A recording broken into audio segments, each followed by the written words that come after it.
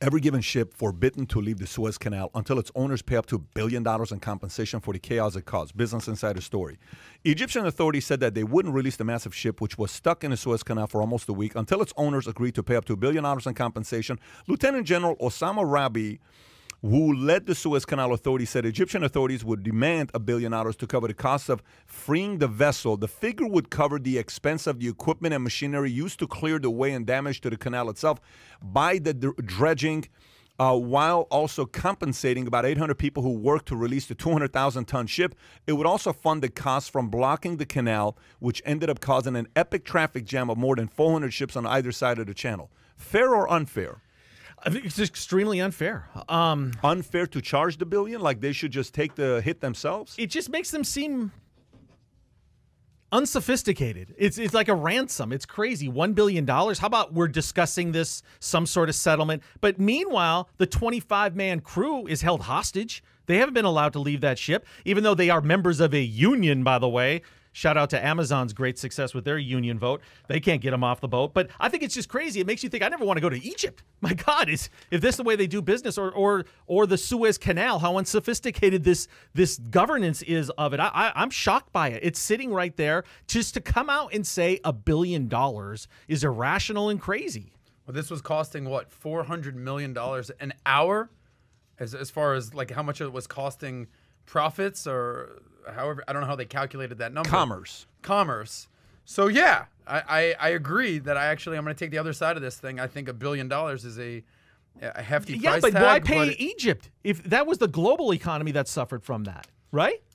Yeah, well, Egypt is the country that it all went down. They want their money, bro. They just, So you're supporting Egypt? By the way, they haven't been able to unload that ship either. I'm with my Egyptian friends on this one. By the way, shout out to our Muslim friends out there. Today's the first day of Ramadan. And, from a Jew to a Muslim, sitting with a Christian, sitting with a Zenner. I don't know what you are. He's a Christian. Christian, Yeah. Just shout out to all our people out there. Like, can't we all just get along just like our friend Rodney King? I agree.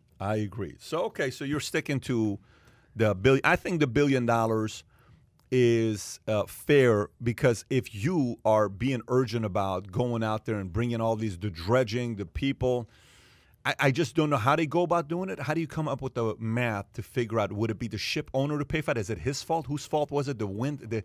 Is that because the cause of it? Then that's going to cause an investigation, because the ship owner is going to say, why am I going to pay for this? I didn't do it. I didn't cause the wind. I didn't cause everything that happened here. Yeah. This is your fault. So there's so much gray area there. You could have built out the dam more. I mean, the dam hasn't been touched. That's the argument. 50 years. I agree. So why?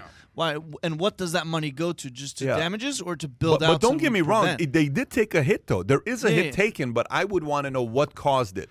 If it's man-made or if it's nature. If it's nature, why don't you sue God? Send the bill to him. See if he's going to pay for it or not. He might pay that. Hey, the hard costs, by the way, are about $120 million for the digging, the dragging, the towing, all that stuff is about $120 million. So to me, $1 billion is exorbitant. I mean, this is something. How do you settle this right away? You don't hold a ship hostage and say pay $1 billion or you can't move on.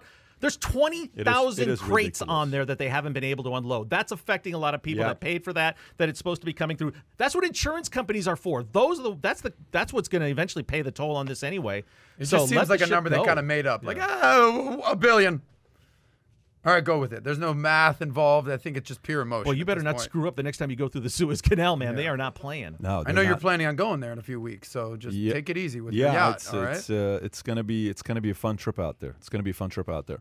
By the way, he's kidding. I don't want people to think I'm going to Suez Canal. Okay.